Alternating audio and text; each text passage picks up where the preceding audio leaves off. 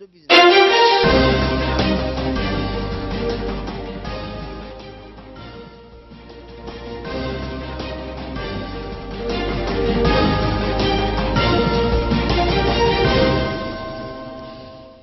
Il est 22 h, bonsoir et bienvenue dans ce bulletin d'information de la soirée au sommaire de l'actualité de ce lundi 20 novembre. Le Premier ministre a décoré deux éminentes personnalités du milieu intellectuel et musulman d'Afrique de l'Est. Et Djibouti condamne les violations de l'Iran dans la région arabe. Merci de nous accueillir chez vous. Décoration de deux éminentes personnalités du milieu intellectuel musulman. Le Premier ministre Abdelkader Kamel Mohamed a élevé au grade d'officier dans l'ordre du 27 juin deux éminentes personnalités venues participer au forum des ulama et intellectuels de l'Afrique de l'Est. Il s'agit en l'occurrence d'Aboubakar Othman, ministre de l'Irshad et Awqaf de la République du Soudan, et Cheikh Abdurrahman Ben Ghanem Al-Ghannam, secrétaire général du ministère des Affaires musulmanes, de la Da'wa et de l'Irshad, Royaume d'Arabie Saoudite. Les deux récipiendaires ont transmis via le Premier ministre un message de remerciement au président de la République Ismaël Omar Guelleh pour cette distinction honorifique. En fin de cérémonie, Cheikh Abdurrahman Ben Ghanem Al-Ghannam a remis des cadeaux au Premier ministre, notamment un porte-livre représentant une superbe reproduction de la Kaaba. Et le ministre des Affaires musulmanes des biens Waqf, Moumin Hassan Barré, a assisté à la cérémonie de remise de deux distinctions.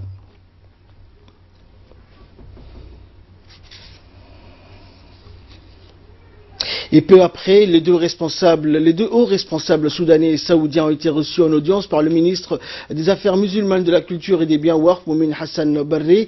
Ce dernier a reçu en premier son homologue soudanais, Aboubakar Othman Ibrahim, ministre de l'Orientation et des Waqf, qui représente son pays au forum régional des ulama et des intellectuels de l'Afrique de l'Est, et qui a été ouvert hier au Palais du Peuple. Et le ministre des Affaires musulmanes a échangé avec son homologue soudanais sur les différentes questions ayant trait au renforcement des liens dans le domaine religieux et la participation de part et d'autre d'ulama représentant les deux pays dans le cadre des conférences qui se tiennent à Djibouti et à Khartoum. Ensuite, le ministre a reçu le secrétaire général du ministère des Affaires musulmanes, de la Da'wa et de l'orientation du Royaume d'Arabie Saoudite, Cheikh Abdurrahman Ben Ghanem Al-Ghanem, qui effectue une visite dans notre pays dans le cadre de sa participation au forum régional des ulama. Le haut responsable saoudien a tenu à remercier le ministre pour la bonne organisation de ce forum regroupant des religieux et des professeurs d'université afin de discuter des thèmes d'actualité concernant le changement des conceptions et de mentalités pour donner la bonne image de l'islam et son système de valeurs et de vertus.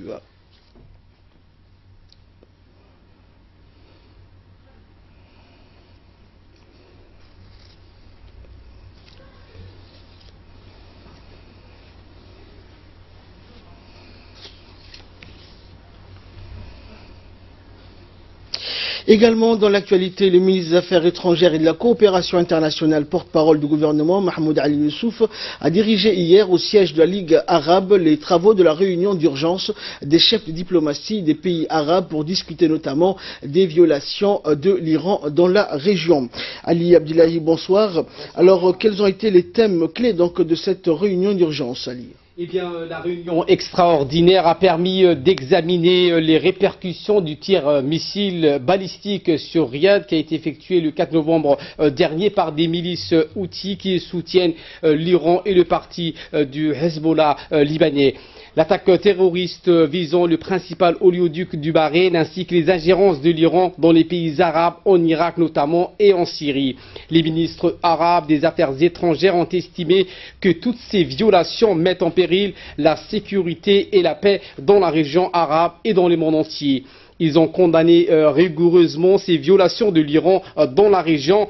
Dans son discours d'ouverture, le chef de la diplomatie djiboutienne a souligné que notre pays rejette fermement toute atteinte à la sécurité du Royaume d'Arabie Saoudite et toute menace contre la stabilité d'un quelconque autre État arabe. Mahmoud Ali Youssouf a appelé l'Iran à arrêter son rôle négatif qui vise à déstabiliser la région ainsi que ses ingérences dans les affaires intérieures des États arabes. Le ministre a également réitéré la position ferme de Djibouti à l'égard de l'action arabe commune ainsi que la préservation de la sécurité nationale dans les pays arabes.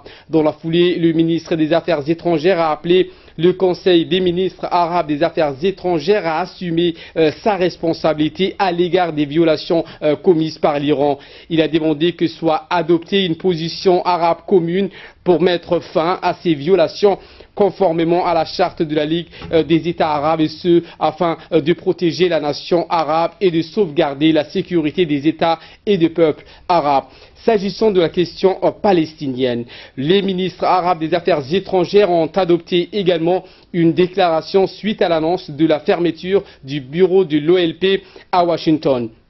Ils ont appelé à l'administration américaine à annuler cette décision qui aura des répercussions négatives sur les efforts de paix au Moyen-Orient. À l'issue des travaux, le ministre des Affaires étrangères de la coopération internationale, Mahmoud Al-Youssouf, a tenu une conférence de presse conjointement avec le secrétaire général de la Ligue arabe. Tous deux ont répondu clairement à toutes les questions des journalistes. Merci Ali pour tous ces éclairages. Sous la présidence du député Ali Soubani Atei, la commission de la législation et de l'administration générale a tenu aujourd'hui une réunion qui a permis d'examiner le projet de loi portant transformation de la société djiboutienne de chemin de fer en société anonyme. La séance de travail s'est déroulée en présence du ministre de l'économie et des finances, Ilyas Moussa Daoualé. Ce projet de loi prévoit de transformer la société djiboutienne des chemins de fer d'un établissement public à caractère industriel et commercial en une société anonyme. En outre, cette transformation juridique en société anonyme permettra à des opérateurs stratégiques d'acquérir des actions, injecter de nouveaux fonds et par conséquent amortir les prêts dans les meilleurs délais. Après un débat instructif et riche, les commissaires ont donné leur avis favorable quant à l'adoption de ce corpus lors de la prochaine séance publique. Également dans l'actualité, l'Office national du tourisme djiboutien a lancé ce matin une cérémonie de formation de plongeurs sous-marins. Cette formation est parrainée, s'appuie donc sur l'expertise de professionnels français de plongée. L'objectif étant de former et de rendre les plongeurs djiboutiens plus aptes à tout service qui s'est redemandé concernant la soudure sous-marine, l'entretien de digues ou encore le carrelage des bateaux.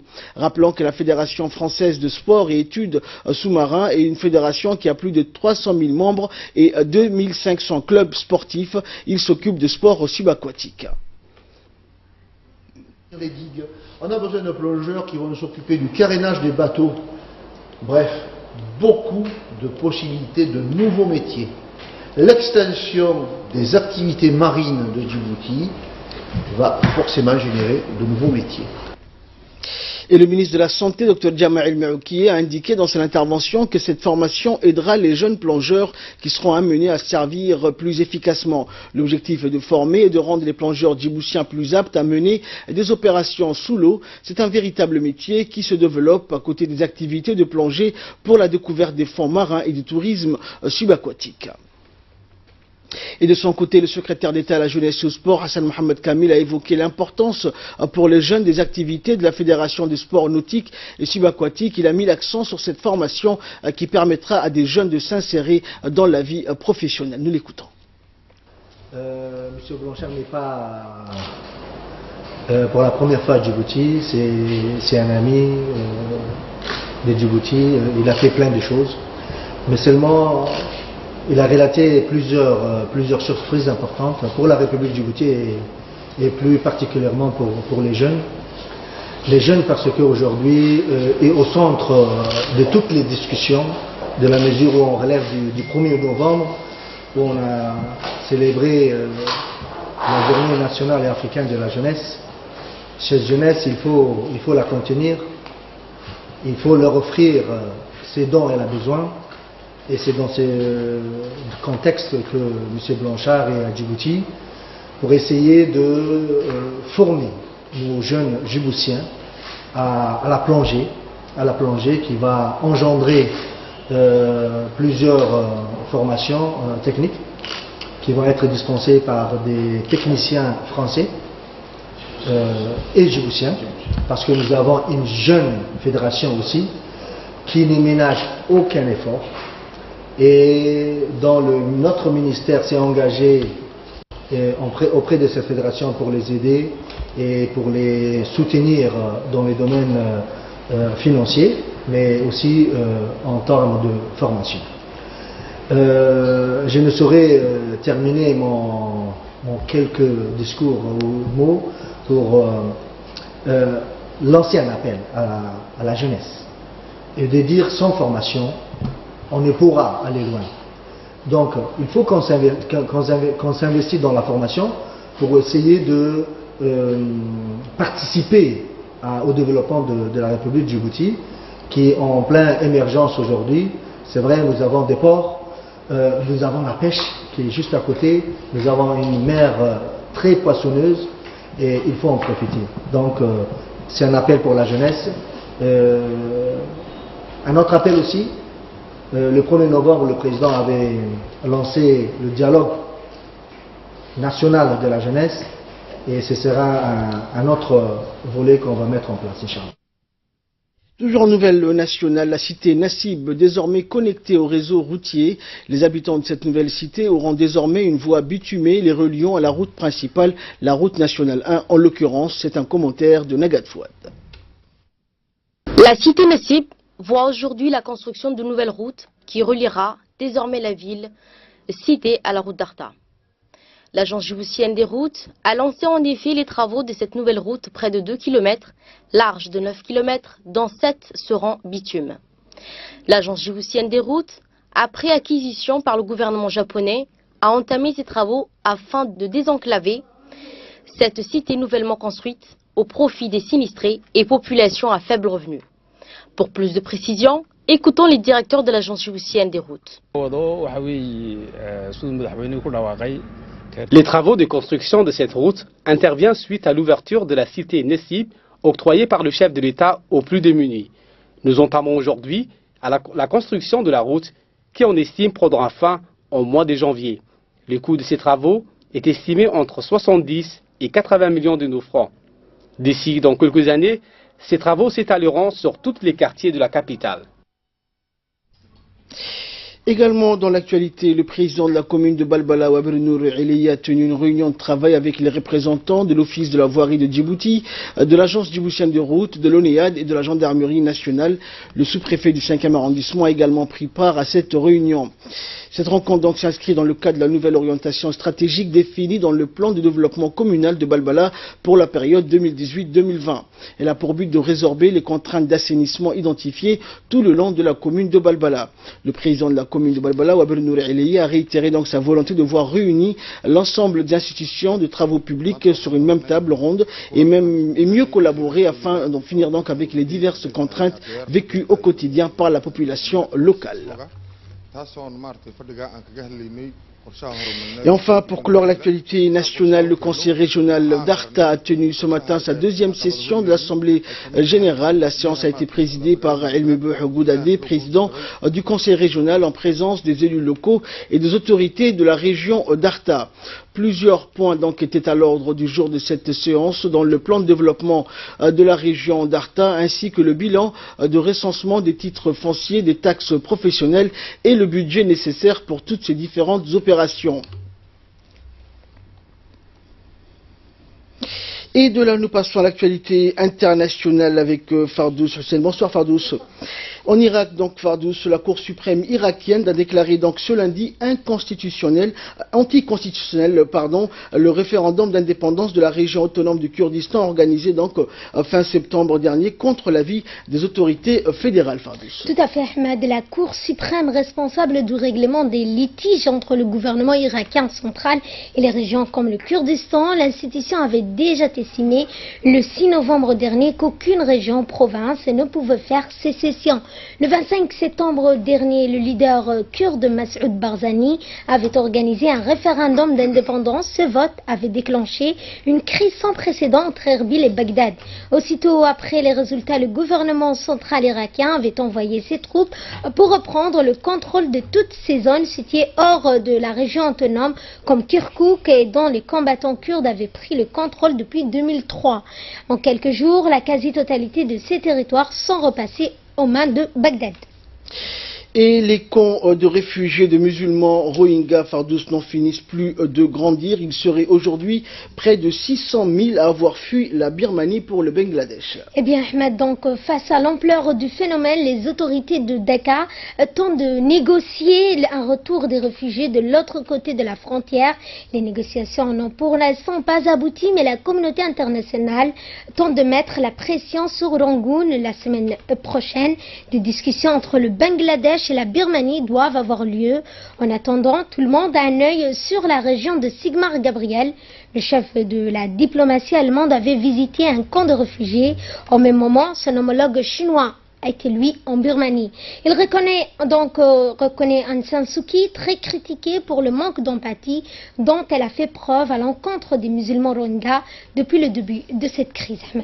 Merci Fardous pour toutes ces explications. Climat à présent, la finance verte s'invite à la COP 23.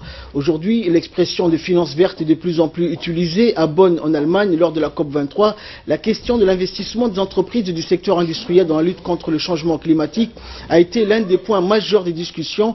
En parallèle, des discussions uniquement politiques et techniques, de nombreuses rencontres ont porté sur le rôle que peut jouer le secteur privé et en particulier la finance. La Banque européenne d'investissement veut maintenir sa place parmi les leaders de la finance verte.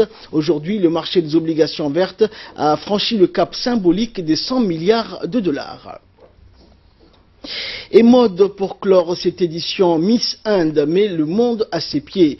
L'Inde a beau être l'un des pays les plus pollués de la planète, elle est un terreau donc fertile pour faire naître des reines de beauté. Manushi Shilar, 20 ans, et étudiante en médecine, est la nouvelle Miss Monde. La jeune femme a été sacrée samedi dans la cité balnéaire chinoise de Sanya. C'est la 6e indienne couronnée de l'histoire de ce concours créé en 1951, ce qui fait de l'Inde le pays le plus titré du concours à égalité avec le Venezuela. Ces deux dauphines sont anglaises et mexicaines. La française Aurore Kishna prend la 4e place.